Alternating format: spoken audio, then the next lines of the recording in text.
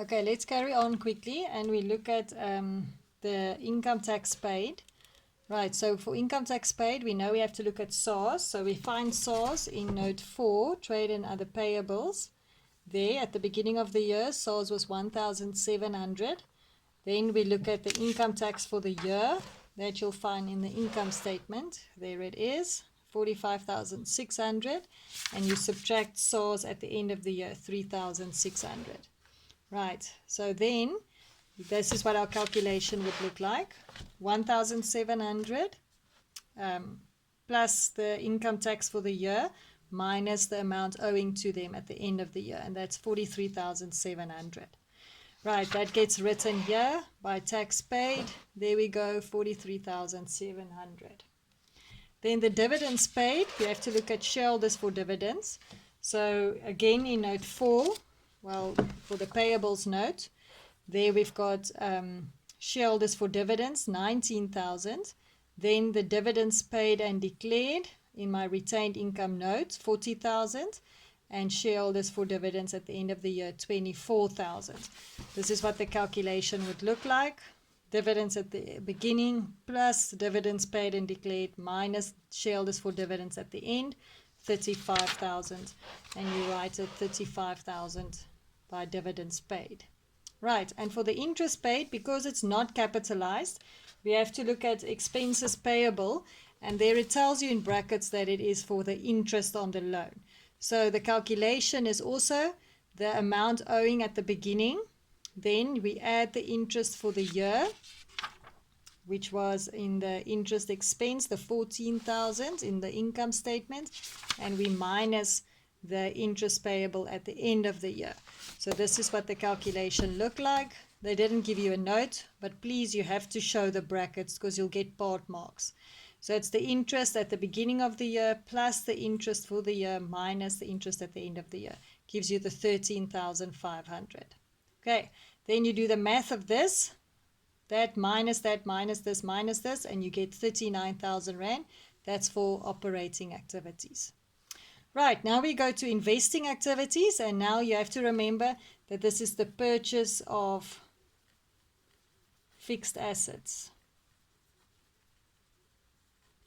Right, so if I look at my fixed assets, and they've given you in the notes, they've given you a layout of what the fixed assets look like.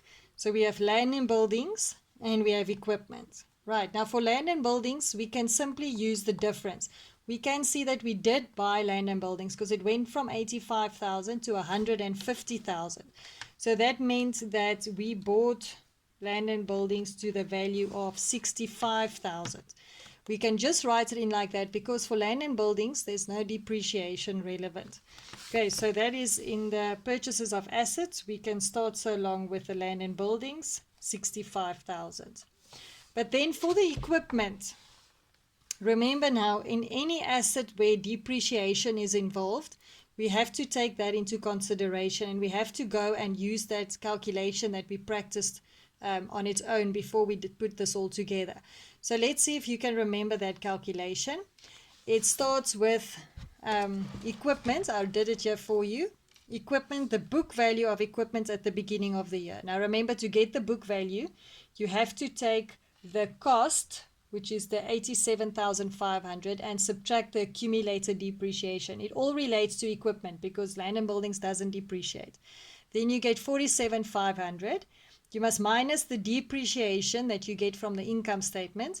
Your additions is X, and that will give you the book value at the end, which is the 181,500 minus the accumulated depreciation of 49,000. And then to solve X, normal math sum, and X is then 94,000. So the additions we had for equipment was 94,000. Right, now we can add them together, the 65,000 plus the 94,000, and that is 159,000. And please, it's a purchase, so it's outflow. Right, and then we have to look at our financial assets. Was there any fixed deposits that they spoke about? There's nothing that they've given us. If you look at the activity, there are no fixed deposits So that meant that we didn't have a fixed deposit, and therefore there's no change there. Right, so we can just rewrite this 159,000 at the top, and it's an outflow. Okay, we're almost done. Then we get to the financial activities, and this has to do with my loans. So remember, all the loans or the issuing of shares. So let's see what we got from proceeds from share issue. So let's see in our ordinary share capital account if we issued any more shares. Right, so we are going to look at shareholders' equity and liabilities. There I can see it went from 108,000 to 200,000, and that means that we did issue more shares. Right, so what was the issue of shares? What was the money that we gained from issuing these shares? If you subtract the two from each other, it's 92,000 rands. That was proceeds from issuing the shares. Please, you have to also show how you got to this amount, because they will give you method marks if you show that. So it's the 200,000 minus the 108, and it's 92,000. And please, it's inflow, because we issue shares, so we got money, proceeds from issuing shares. Right, then let's look at our loan. That's the other finance activity that we deal with here. If we look at our loan, we can see that the long-term loan went from 60,000 to 100,000. So that meant that we increased the loan, which also leads to an inflow. Okay, so this is the loan increase. Please show brackets 100,000 minus 60,000, and that is an inflow of 40,000. Right.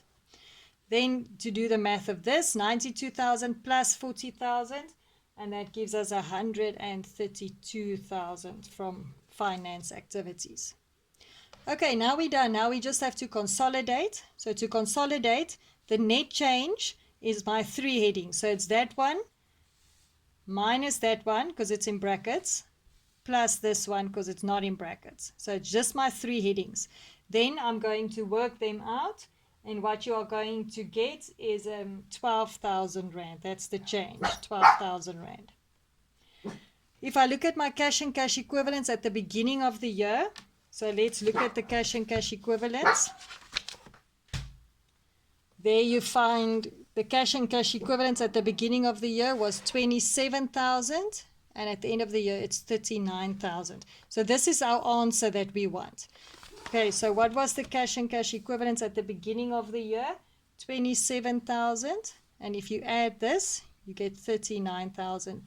And this is what the cash and cash equivalents is supposed to be, according to my note at the end of the year. Please remember, guys, what is the purpose of the cash flow?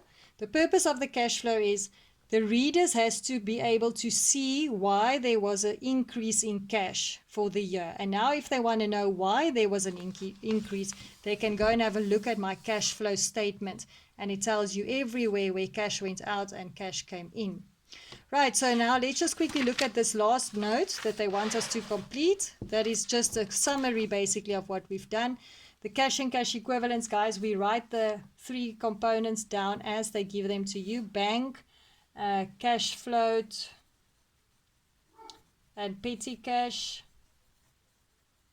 Right, so what happened with it from the one year to the other? 25,500, 1,000, and then 500, went to 37,000, 1,000, 1,000. The difference between each one, the net change from there to there, was 11,500 inflow because it went up. There was no change, and there 500 inflow because it went up. Okay, then just do the columns.